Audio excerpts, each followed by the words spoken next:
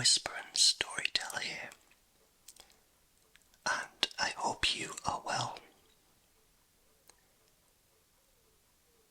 So today we are going to look at 15 bizarre, incredible stories that shouldn't be true, but apparently are true. So for anybody visiting this channel for the first time, this is an ASMR presentation, and this is where I whisper, talk very quietly. The aim is to help you to relax, unwind. Anything I tell you is not important at all. It's just a case of you just relax and let the words wash over you. And if you can stay awake till the very end, brilliant. It's nice to have you on board, but if you fall asleep, it is not a problem. Okay, so we're going to talk through 15 really bizarre stories, okay? So, here's one for you. It's bees who pay their respects. Bees as in the flying buzzy bees. So this is the story. So Margaret Bell, who kept bees in Lentwardine, about 7 miles from her home in Ludlow, Shropshire in England, died on June 1994. Okay. But soon after her funeral, mourners were amazed to see hundreds of bees settle on the corner of the street opposite the house where she lived for 26 years. The bees stayed for an hour before buzzing off over the rooftops.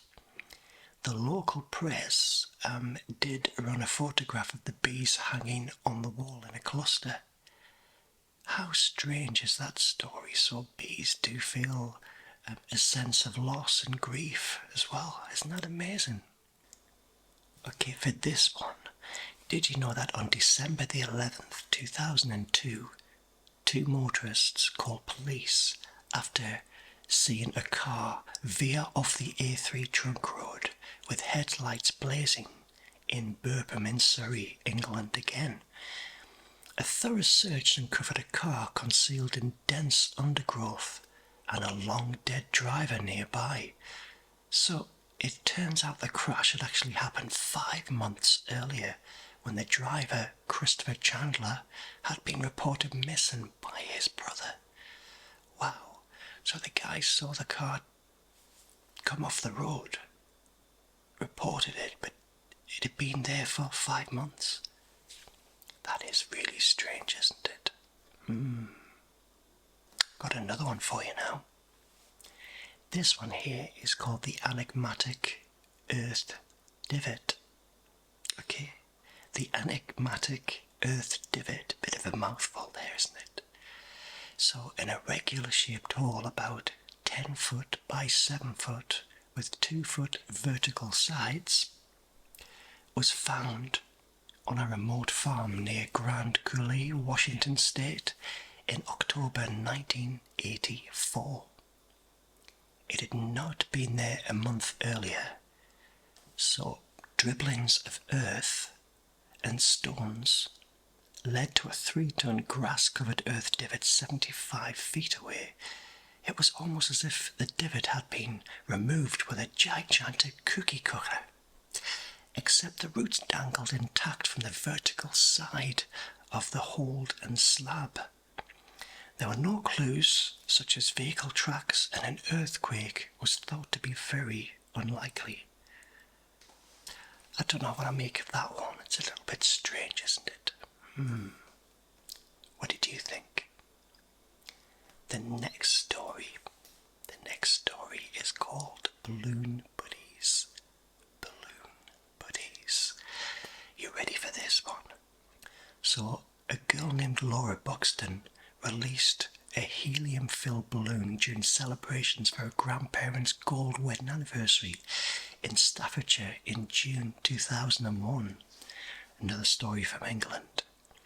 Attached to the balloon was her name, address, and a note asking the finder to write back. Okay, sounds okay so far, but 10 days later, she did receive a reply. The balloon had been found by another girl called Laura Buxton in the garden hedge of her home in Pewsley, Wiltshire, which is 140 miles away from Staffordshire. Now, both Lauras were aged 10 and both had a 3-year-old black Labrador, a guinea pig, and a rabbit. What do you think of that? That was a good one, wasn't it?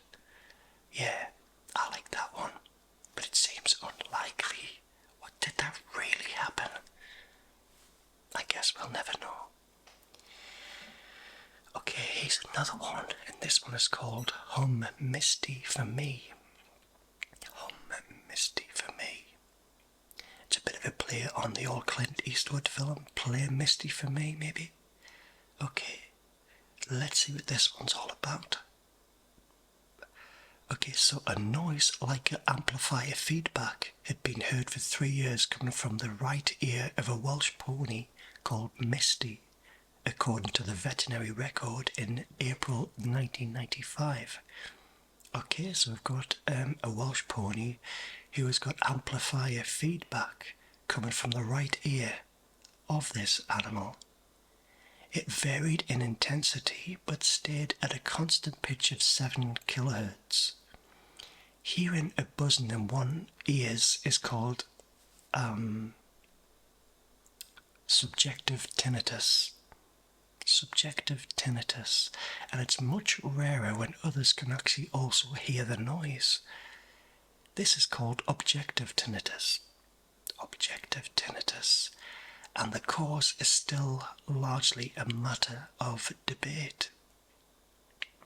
So there you go, a Welsh pony with this rare case. What did you think of that one? Here's another story for you. Here's another one. It's called Whirlwind Children. Whirlwind Children. Okay, so you ready? So a 9-year-old Chinese girl was playing near her home in Shanghai in July 1992 when she was carried off by a whirlwind and deposited unhurt in a treetop almost 2 miles away. According to the Wire report from May in 1986, a freak wind lifted 13 children off the oasis of Hemai in western China and deposited them unharmed in sand dunes and scrub 12 miles away. Why children? Is it because they're light to be lifted up? Sounds a bit Wizard of Oz, doesn't it, as well? Did that really happen? Maybe I should look these up and see if there is any truth to it. Got another one. This is called Riverside Mystery. Riverside Mystery. So this is based in the United States. So let's see and dive in what it's all about. So Gloria Ramirez, 31, died of kidney failure at Riverside General Hospital in California in February 1994 after being rushed there with chest pains. Now, the emergency room staff were felled by fumes when a blood sample was taken of Gloria, and a strange oily sheen on the woman's skin and unexplained white crystals in her blood were reported. A doctor suffered liver and lung damage and bone necrosis, and at least 23 other people were affected. One hypothesis was that Ramirez, who had cervical cancer, had taken a cocktail of medicines that combined to make an insecticide, but tests yielded no clue. Isn't that strange? So all of the medical staff who attended to this woman actually fell ill. I'm just reading this straight from the internet. I've got no idea if this is real. But yeah, we should look that one up too. So 23 people were affected. Yeah, wow, no idea. No idea. And again, he's another one that I'm just reading straight off the internet. I haven't looked at it, I haven't read it. But let's look at it together. So number 8 is boulders in trees. Boulders in trees. Okay, so in April 1997, a turkey hunter from Yellowwood State Forest, Indiana, came upon a huge sandstone boulder wedged between 3 branches of an oak tree about 35 feet from the ground. The arrow-shaped rock was estimated to weigh 500 pounds, and subsequently 4 more boulders were found wedged in high-up trees elsewhere in the forest. Strange. Now, all were in remote areas, so none of the trees were damaged, and there was no signs of any heavy equipment being used or a tornado damage, nothing like that, and no one recalls any mishaps involving dynamite anywhere nearby. So how did these boulders get up the tree? I guess we'll never know unless it happens again. Strange.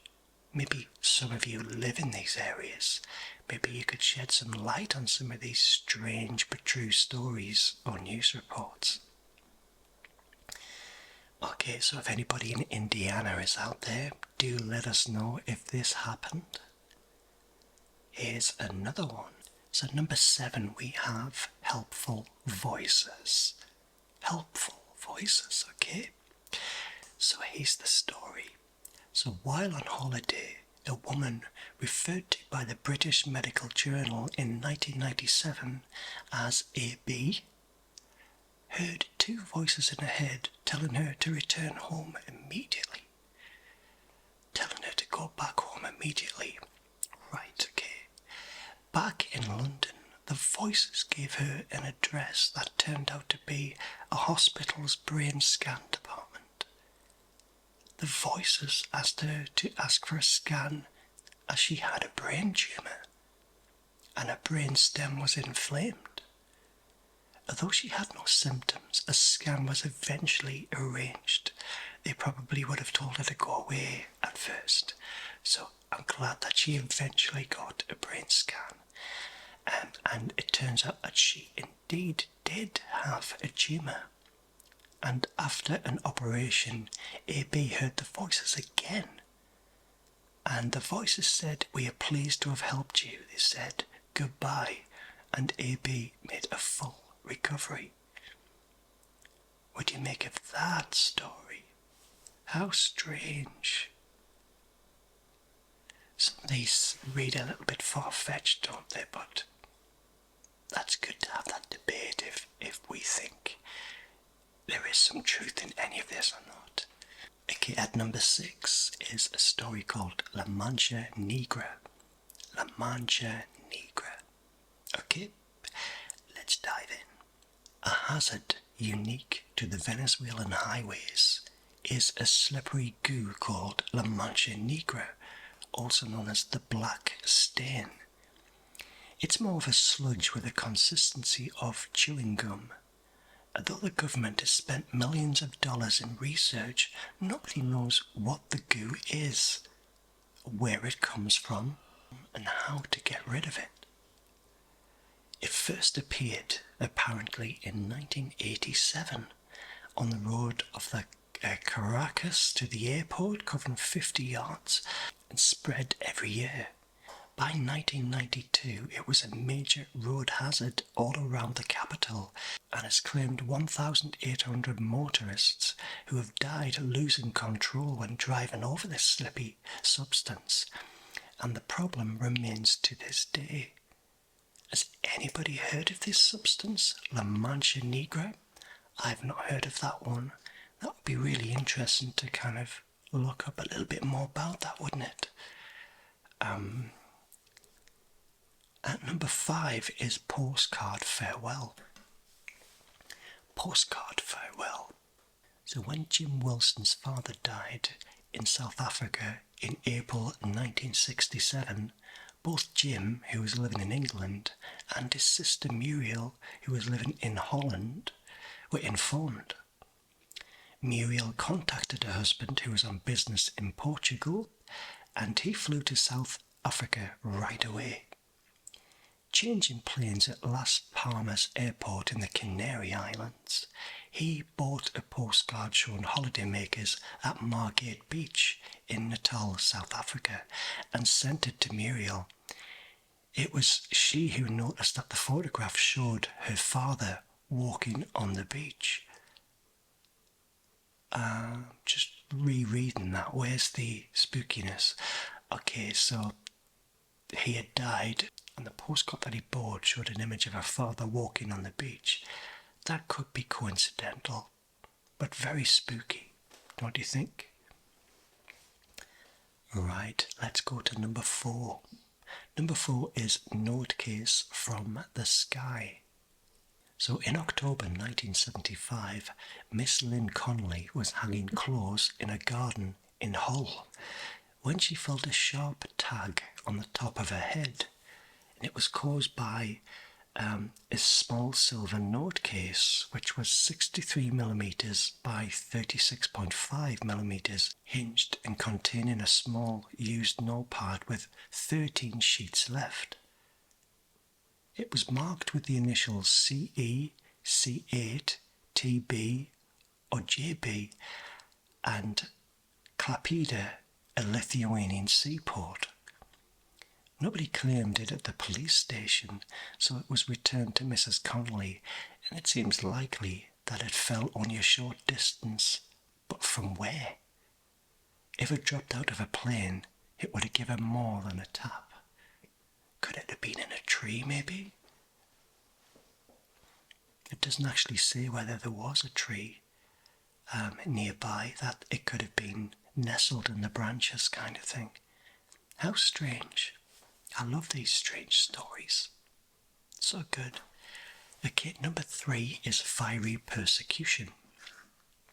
Fiery Persecution. And this takes place apparently in Sicily. Okay, so again, sorry for any pronunciations I don't get right. The village of Cineto di Caronia in Sicily's northeast had been plagued by mysterious fires. The trouble began on the 20th of January 2004 when a TV caught fire. Then things in the neighbourhood houses began to burn, including washing machines, mobile telephones, mattresses, chairs, even the insulation on water pipes. So the electricity company cut off all of the power, as did the railway company, but the fire still continued. Experts of all kinds carried out tests, but no explanation was found, and the village was eventually evacuated in February. But when people returned in March, the fires resumed. Police ruled out a pyromaniac after they saw wires bursting into flames. And there the story ends. But why was these mysterious fire outbreaks occurring? Nobody seems to have an explanation, but it is very, very, very odd and very strange. Thoughts on that one? So at number 2, we have Bovine Enigma. Bovine Enigma. And this one's a short one, actually. So, here it goes. It seems to take place in Saint Louis province. Again, I'm not too sure about the pronunciations of these geographical areas, and I do apologise. On June the 28th, 2002, in the middle of a spate of unexplained cattle mutilations in Argentina, something macabre was found in a field near Suco, west of Rio Carto in the San Luis province. 19 cows were stuffed into a metal sheet water tank, closed with a conical cap. 9 were drowned, the rest were barely alive, having endured freezing temperatures, not to mention the shock of their lives.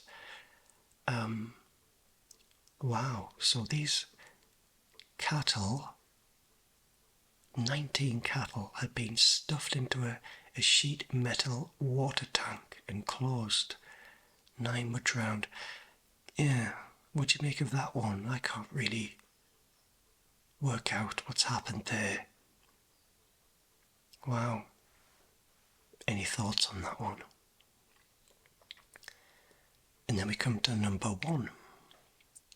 Number 1 is no longer one of a kind. Let's see where this one takes place. It seems to take place in, I would say, the US. Okay, so let's go for this. Bobby Shafran, 19, arrived on campus for his first day of college and was confused by unfamiliar classmates repeatedly greeting him as Eddie. Bobby would quickly discover he had a look-alike on campus.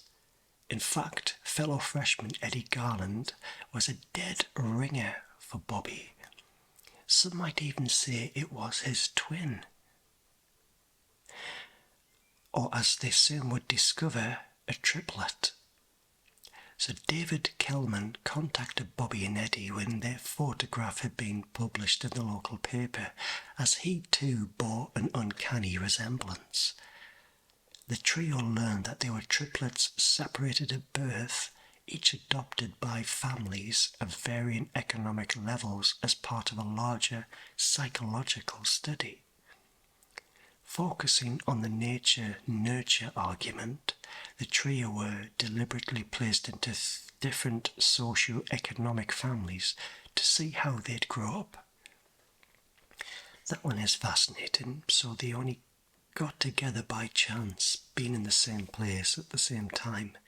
And then the third triplet kind of got in touch by seeing the images in the newspaper. So that is a really, really good story. I like that one a lot. So the source of these stories were the 14 Times, which is a magazine of weird and strange things. I think I've read it a few times. Not for a long time though, but I used to love to read about Loch Ness and UFOs, all of that great stuff. But that completes 15 crazy but true stories. I do hope you enjoyed them. Let me know which one you liked the best. And hopefully, if none of them, it was a relaxing video for you. But do have a great week ahead, and I will see you all very soon. I think next time I've got my end of month review, my end of month ramble that I often do. So I will see you then. But in the meantime, have a great week.